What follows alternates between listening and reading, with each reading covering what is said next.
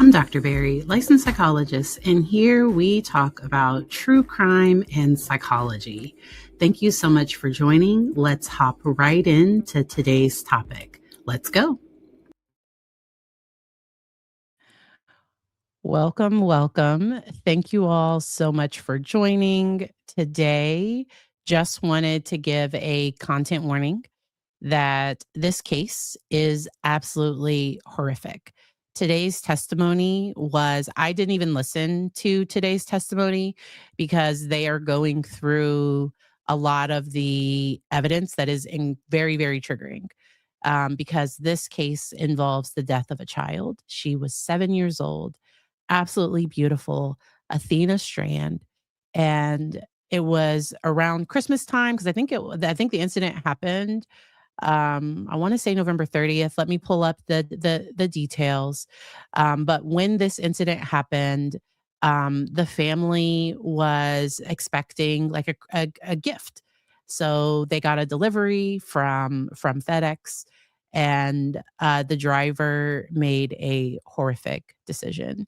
And he is attempting to minimize his culpability, or because he pled guilty to capital red rum, and he wants life in prison. He does not want the DP.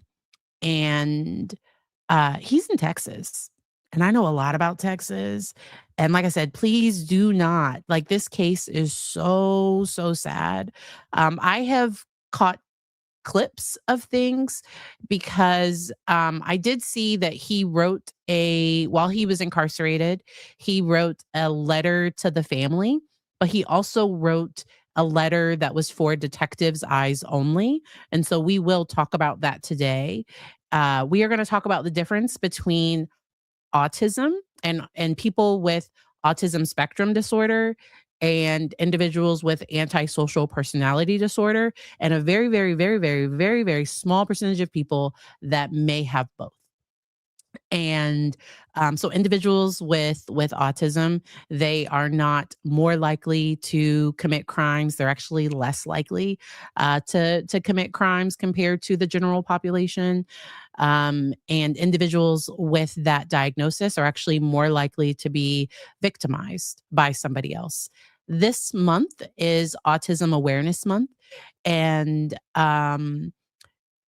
I despise when people throw out mental health diagnoses to attempt to, um, I don't know, minimize their behavior.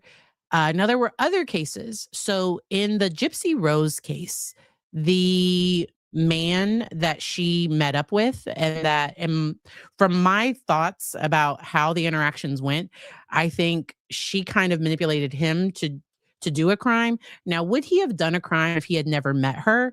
Maybe. I don't know. But I really felt bad that Gypsy Rose got less of a sentence and he's in prison for the rest of his life.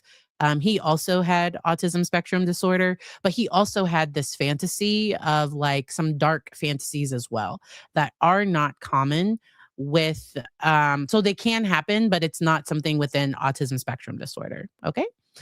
And once I will tell you all so many times, this, um, this is incredibly painful. So I don't think he is going to take the stand, because I think he's going to let the mental health experts speak for him.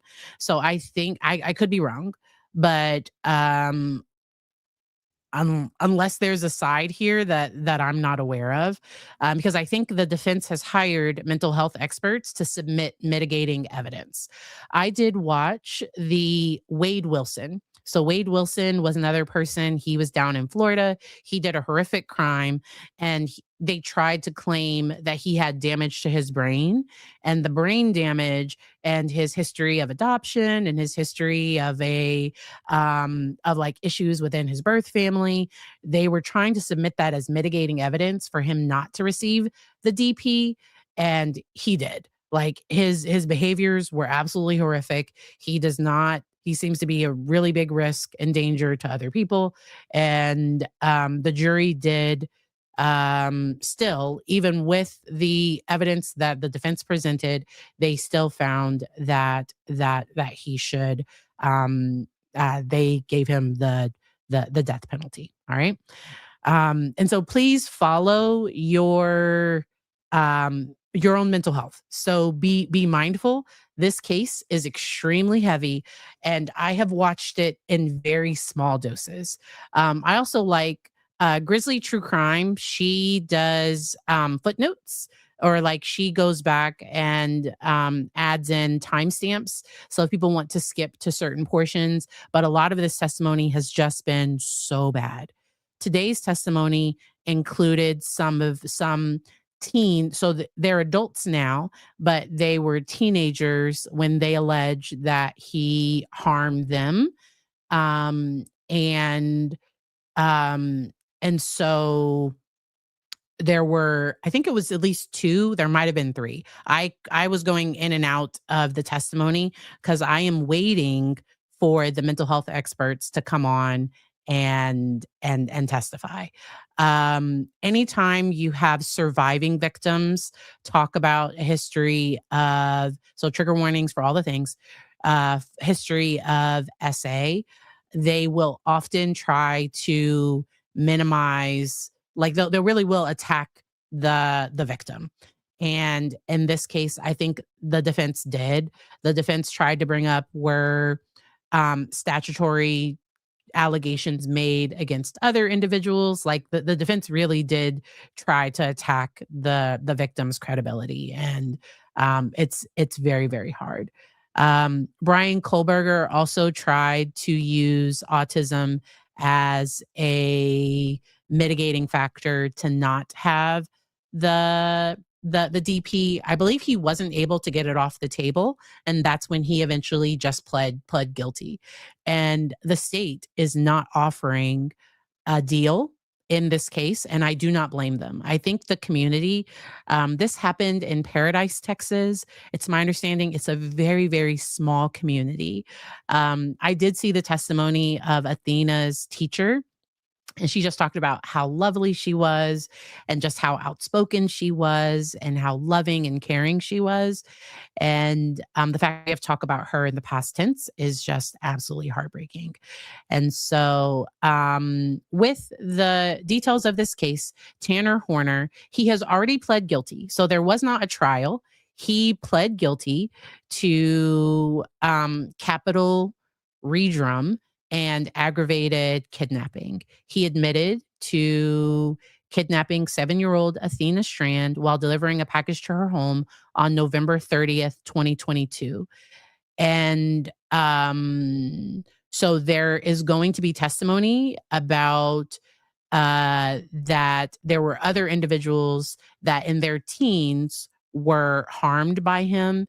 And the defense is trying to claim that Tanner's mother used, I think, drank alcohol during pregnancy. Now, I don't know that they're claiming fetal alcohol syndrome. So I don't know if she drank enough for it to have met criteria for fetal alcohol syndrome, but they are trying to claim that some prenatal exposure to alcohol, and that he has a history of being diagnosed with Asperger's syndrome, which is now autism spectrum disorder. And they are also claiming, I think, a few other things to try to say that these are mitigating factors to give him life in prison instead of the death penalty. All right.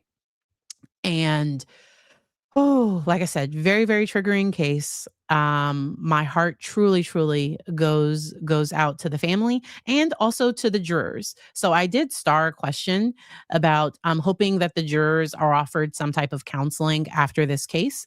And during the paneling of this jury, they were likely informed that this case involves the death of a child, and also they were probably informed that there's evidence that is very disturbing. They might have specifically been informed that there are allegations of SA, really proof of that, in my personal opinion, based on hearing today's testimony. And with that anybody that could not handle that.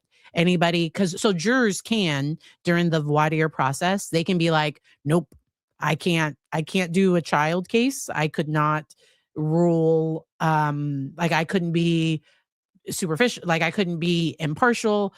There are some people that will immediately say no, or there are people that have had their own history of certain traumas that would say no. I have PTSD. This would cause me emotion, like no, like I can't do it. And jurors are able to be excused for reasons like this. I do believe that the jury was aware that the case would involve this. Sometimes they are offered, it depends on the jurisdiction. I don't know what Texas does. When I think of good mental health, I don't think of Texas first. I'm just being honest. I'm not. But hopefully any jurors that did want counseling after that, hopefully they would be able to receive any counseling if needed. Yep. I don't know that we know. So I know that the defendant has a son. I do not know how old the defendant's son is. And so I've already mentioned that individuals with autism are not more likely to commit any types of crime or violence or anything like that. There are some characteristics such as difficulty understanding social cues, sensory overload, or restricted interests that can have them sometimes have interactions with the police. But when there's also this antisocial behavior. So when there's autism plus antisocial behavior, so antisocial is against social norms. So there are some individuals with autism that they follow the rules like to a T. So I've worked with individuals and maybe we're playing Uno and I want to change a rule and they're like, no, like that's the rule. So there are some people that will be very rigid with rules, and if the speed limit is 55, they're only going 55 or less.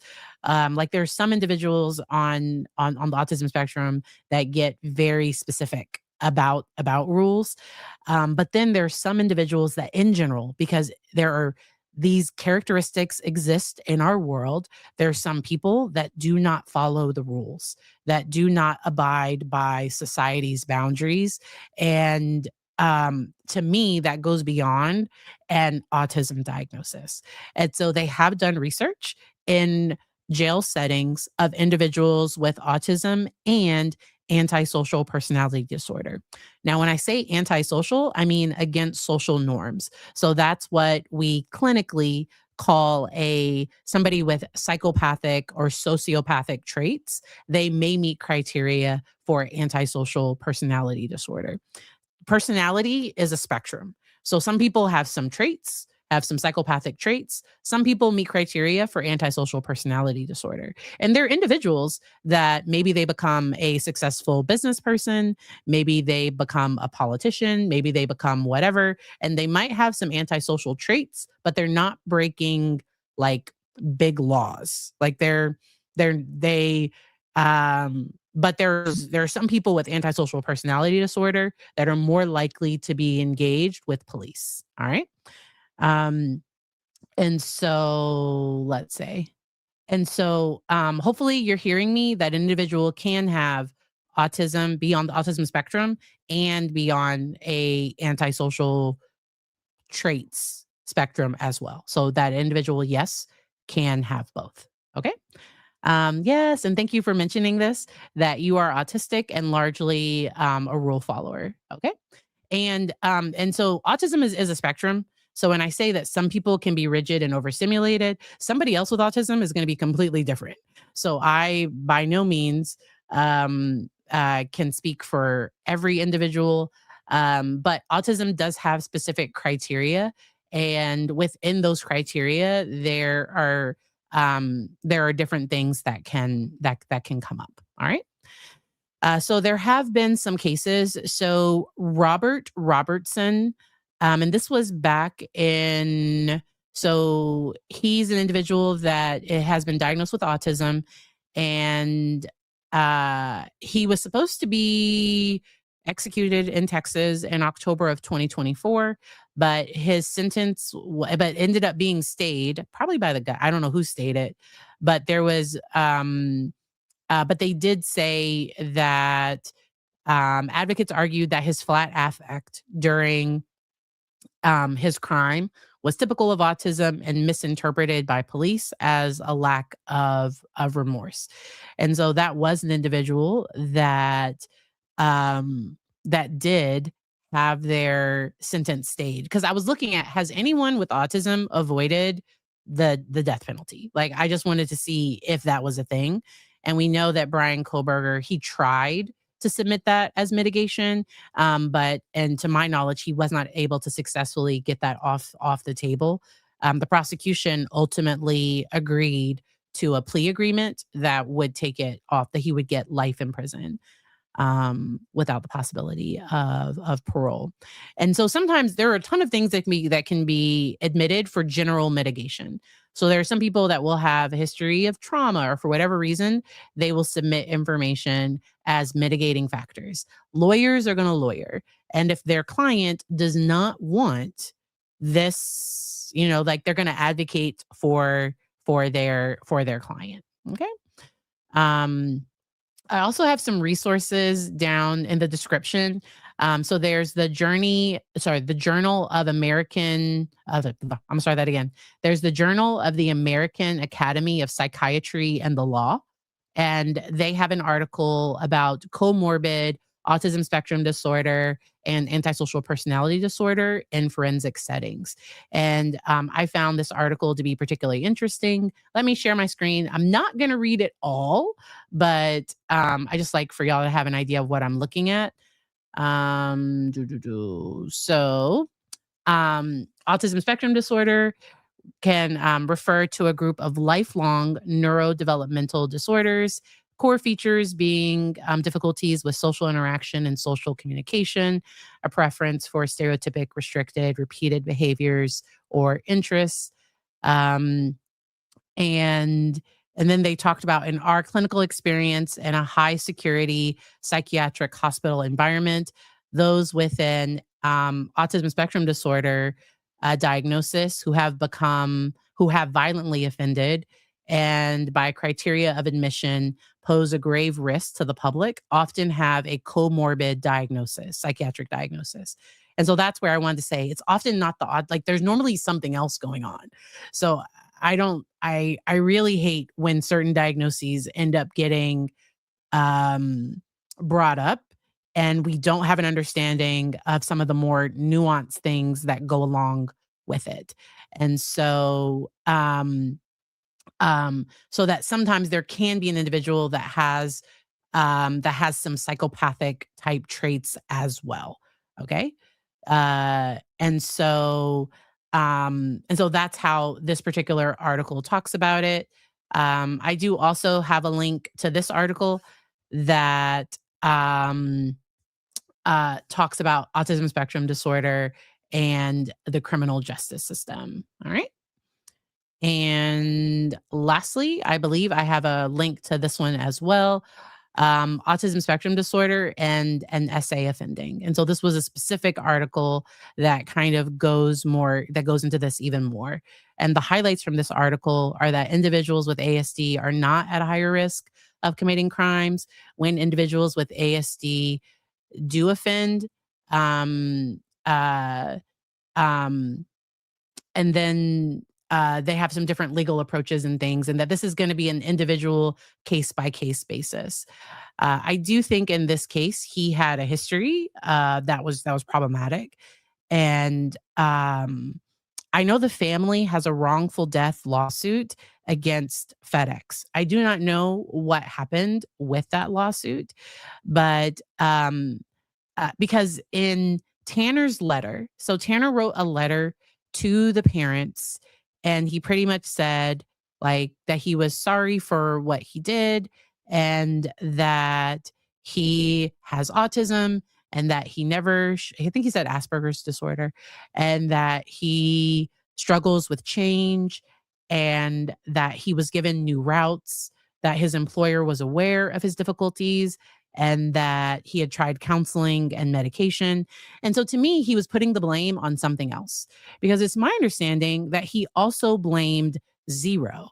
So during an interview with the police, that he attempted to have a dissociative identity named Zero, and that it wasn't Tanner that did it. It was this other side. It was this alter ego Zero that did it. And in the interview, Zero does talk with the police and everything. I and just how I looked at it, and I'll be interested to hear what the prosecution experts have to say, and then also if the defense experts are asked questions about that, because to me, he was trying to not be held responsible for the crime. He was trying to get home to his family for, like, it was like he was trying to act insane when there's no indication that he was in a dissociative state or that he's ever experienced any type of dissociative disorder or anything like that. And Nicholas Casodis's Jimmy McIntyre, I forget which one, but his whole separate, it wasn't me, like, except for we never got to talk to Jimmy. So Nicholas Casodis, he stayed Nick the whole time. He never spoke as Jimmy. And so uh he said in the letter to the family, "I'm sorry I let my mental state become unstable. My son didn't deserve to lose his father. I hope my death erases your suffering." Because he wrote these notes prior to an attempt. And he did survive the attempt. I don't know what the jury is going to do with that information, because they did read the letter in. And so that's where at some point he did want to not be here anymore. And so that's where I don't know what the jury is going to do with that information. And they're going to follow the law. Like, is there mitigating evidence that meets whatever the criteria for the law is, and figure this part out.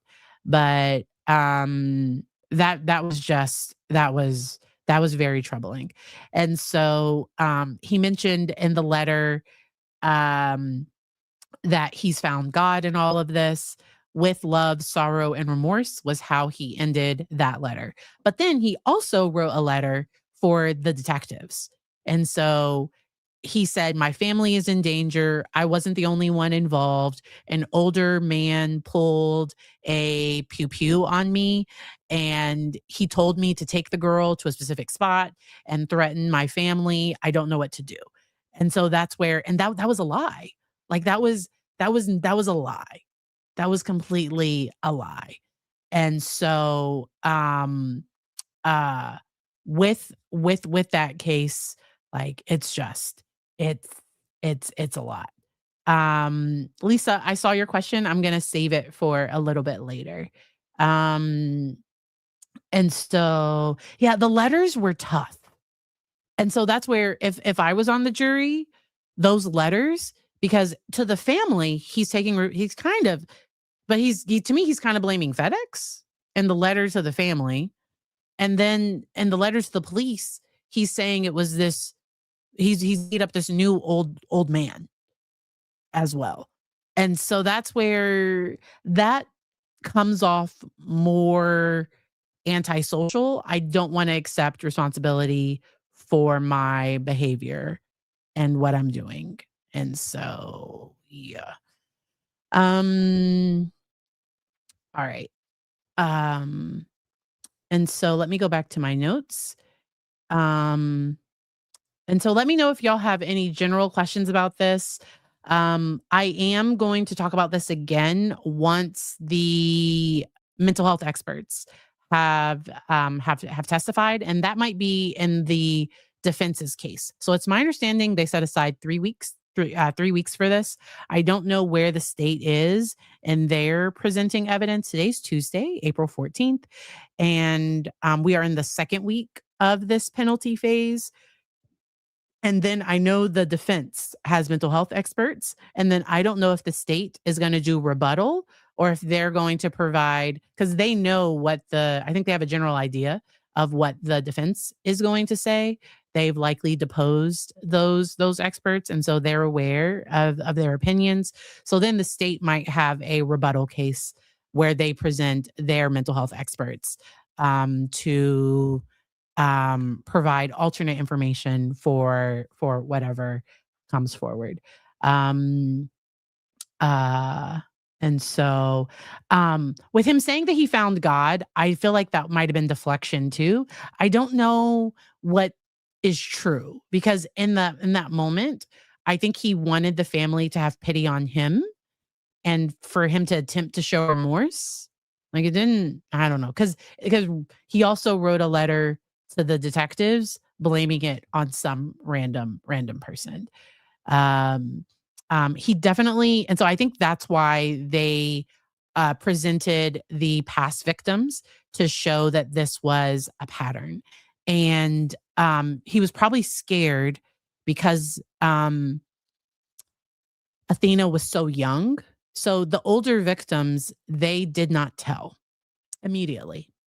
And Athena was going to tell, and she should have. That shouldn't have happened. And that's what makes the crime even more heinous. Like, and then today they also showed cell phone evidence, cell phone data. So my understanding of what I saw with the cell phone stuff, because remember I was clicking on and off, I believe he was following the case on his phone as they were searching for her. Because it started out as a missing persons case. And um, and so I believe he was following it and looking up, searching, missing Paradise Girl. Like he was searching for those things and following it despite knowing like what he had done. And so yeah, so he was following it. Yeah. So like I said, I've been clicking in and out because this case has been so horrific. It's been so bad. Okay. Um yeah, like I think the pictures, so that's where that part didn't feel right. Him having, the pictures. And so, I love that, we now have cell phone data to be able to say to be able to look at, okay, so what were you searching? What were, you saying? What were you messaging? And to me, he was trying to get away with this. And please, it's really hard to watch. I have not sat through an entire day of this trial. I have I've seen certain clips. So I think it was Long Crime that had like a clip of just the letter. So I watched just the letter. Today I've been clicking in and out of testimony. It was too much to just sit and watch all day. The defense went really hard after the former victims, trying to attack their credibility, which I hate. So I work with survivors and I know how hard it is for them to come forward. And they are able to speak and Athena isn't. And so I hope that they feel proud. Like there is no such thing as somebody that handles the situation perfectly. They were children. And one of the victims kept talking about how she was 16. Like she was, and he was an adult. And so um it really is hard. All right. So now we're going to briefly mention the update in the Anna Kepner case. That is a case where a family went on a cruise, and the for some reason the 16-year-old stepson and his, I think, 18-year-old stepsister, they were in, I think it was one other child that was in that room as well, but they shared a room together.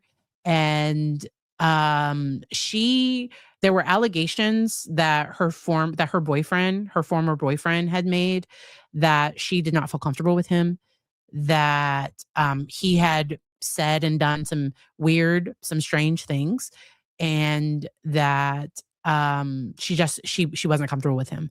And so when the new charges, because he's going to be charged as an adult, I think he's charged with first degree redrum and also SA. And My heart breaks. It sounds like so the father and stepmother, I think they're still together. That's fine. It is what it is. Um, I know uh the son that's been charged, his father, his biological father, has tried to get custody of because those have been made public. Like, so I've watched some of those custody hearings, and the whole situation is just very, very sad. And um, uh, my heart goes out to that family. Yes. Yes. Yes, yes, yes. So I'm glad we were able to do a update on that. He's being charged as an adult. This is a federal crime because it happened in international waters. So they're probably going to pinpoint like a time of death, and they'll probably have to locate like where the ship was.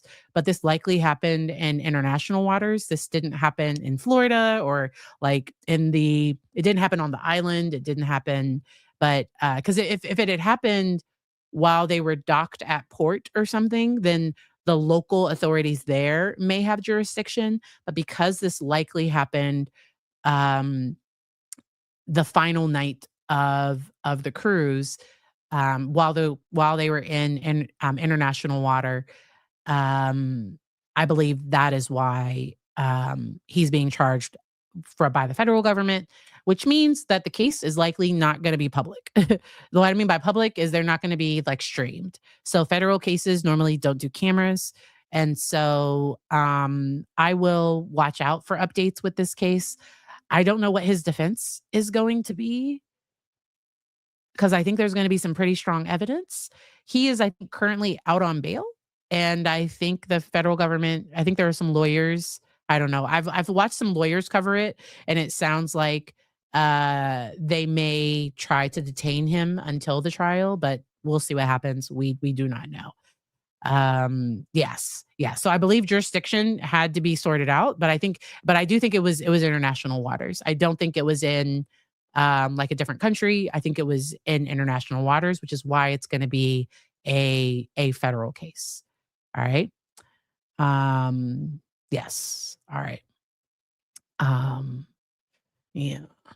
And it really is tough. Um, I truly just my heart goes out to any victims of any type of things like this. And as you are watching, please protect your mental health. So there's some cases that I cannot watch. So I'm a licensed psychologist. When I'm working with clients in my office, I can hear anything. But when I'm watching coverage on the TV, there is a such thing as secondary trauma. And so if a person, so I have a 8-year-old boy, and if I had an 8-year-old daughter, I might but like it doesn't matter. I have a child. Even if I didn't have a child, I would still just be heartbroken by this case. And to think that your kid just checked the mail, you know, and these are things that kids should be able to do, and that a adult made a decision, and that is where I think that jury in Texas is likely going to hold him accountable completely, especially after seeing the other victims, seeing the pattern. I think they're likely going to have a state expert that talks about maybe some of the things, some of his behavior that fall outside of an autism diagnosis.